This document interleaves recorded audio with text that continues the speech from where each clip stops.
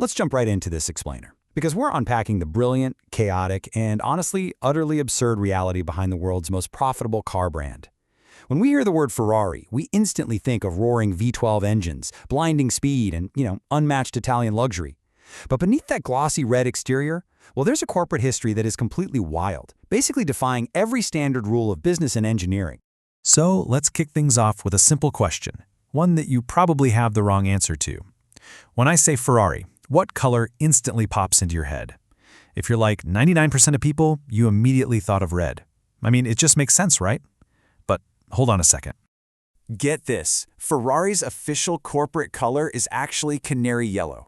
The only reason they're synonymous with red is simply because, back in the day, international racing bodies assigned colors based on a brand's home country.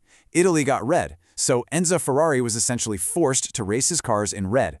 That color eventually trickled down to their road cars, completely cementing the brand's iconic, yet entirely accidental, public identity.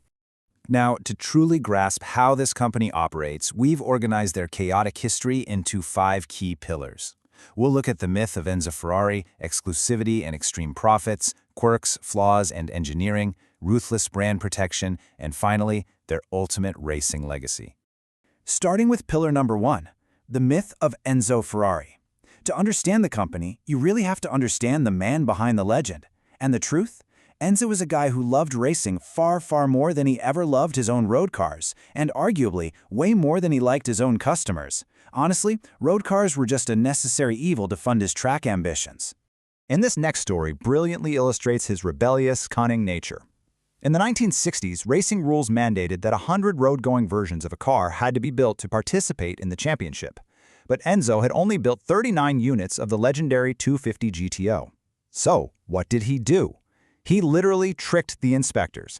He showed them the cars at one spot, suggested they all take a break at his favorite coffee shop, and while he was charming them over espresso, his team was furiously transporting those exact same cars to a second location and swapping the VIN numbers. He kept this up until the officials counted 100 unique cars. Absolute genius. And, completely fraudulent. Beyond his clever little tricks, Enzo was an incredibly complex character. He barely traveled to races because he suffered from severe claustrophobia. He completely avoided planes and elevators. He was also a ruthless manager. He'd play intense psychological mind games with his own racing drivers, fully believing that an insecure driver was a fast driver. And the grand irony of the whole shebang? The man who built the world's most desired sports cars rarely drove them. He actually preferred daily driving a humble Peugeot, a Fiat 128, or a Mini Cooper to the office. Let's move on to number 2, exclusivity and extreme profits. Let's look at how this exclusivity by design builds into one of the most ruthless and fascinating business models on the planet. Because whatever Enzo's personal quirks were, they laid the foundation for an absolute money-printing machine. The absolutely crucial point is right here in the numbers. While Mercedes makes a respectable $5,300 of profit per vehicle and Tesla makes around $12,000, Ferrari's out here making a staggering $192,000 of pure profit on every single car they sell. That is literally dwarfing the margins of traditional automotive giants. No one else is even close. And how do they do it? Weaponized scarcity. They intentionally cap their production at roughly 10,000 cars annually. To put that into perspective, a company like Toyota makes hundreds of millions of cars. Ferrari keeps their numbers so incredibly low that they're honestly more of a merchandising brand than a volume automaker. They literally sell more hats and t-shirts in a year than they do actual cars.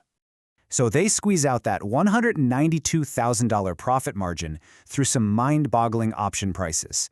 A carbon fiber trim package? That'll run you $37,000. One Apple CarPlay, a feature that's basically standard on a Honda Civic? That's going to be $4,000. But the absolute most absurd one has to be charging $2,000 just for a tiny little metal front specification plate that simply lists what's already equipped on the car. I mean, come on. This brings us to number 3, quirks, flaws, and engineering. You see, this obsessive focus on performance, margins, and racing purity, it occasionally leads to some genuinely hilarious, totally baffling engineering choices on their street cars. Take this number, for example, 4 kilograms. When building the legendary F40, Ferrari was so obsessed with cutting weight that they applied a mere 4 kilograms. That's roughly 2 liters of paint to the entire car. The coat of paint was so incredibly thin that you could literally see the weave of the Kevlar body panel right through the red. Actually, lots of customers complained, forcing Ferrari to repaint them thicker, which ironically makes those original thin-coat F40s incredibly rare today. Yet the exact same engineering geniuses who meticulously shaved ounces of paint weight off the F40 somehow couldn't figure out basic interior ergonomics.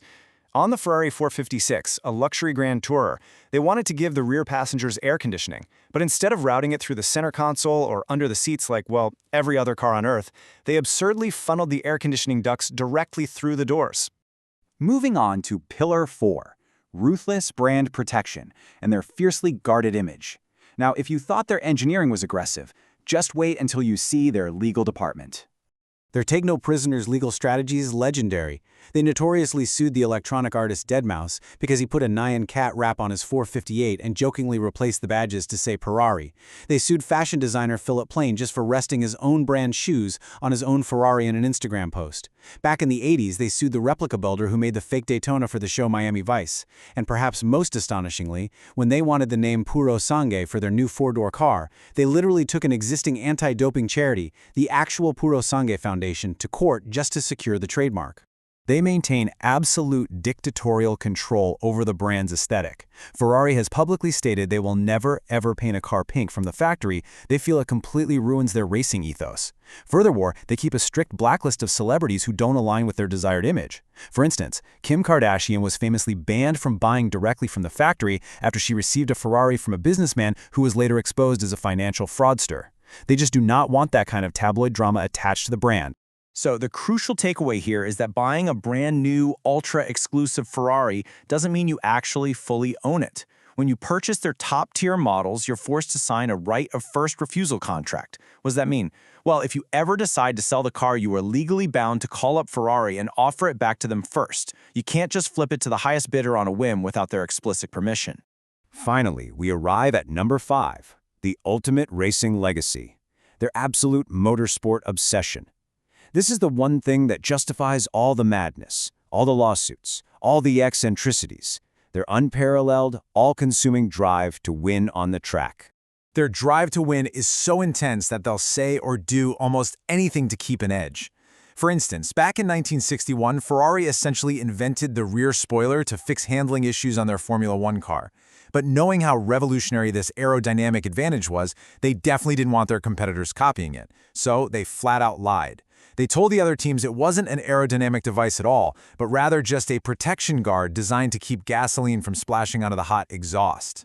And the sheer magnificent absurdity of their modern track-only XX program perfectly captures this racing obsession. To buy one of these hyper-performance cars, just having millions of dollars isn't enough. First, you have to wait for Ferrari to approach you. If you're lucky enough to be chosen, you can't just take it to your local track. You must be accompanied by Ferrari's factory race engineers. And the kicker? Because they aren't road legal, Ferrari highly encourages you to just leave the car stored at their factory in Italy. That's right. You pay millions for a car that you often aren't even allowed to keep in your own garage. As we wrap up this explainer, it really all comes back to this one guiding principle from Enzo himself. We will build one car less than the market demands. This ethos of extreme scarcity, uncompromising control, and racing purity has created an automotive empire unlike literally any other in history. But considering the lawsuits, the astronomical option prices, and cars you can't even take home, it leaves us with one provocative question to ponder. At what point does brilliant brand marketing cross the line into total corporate madness?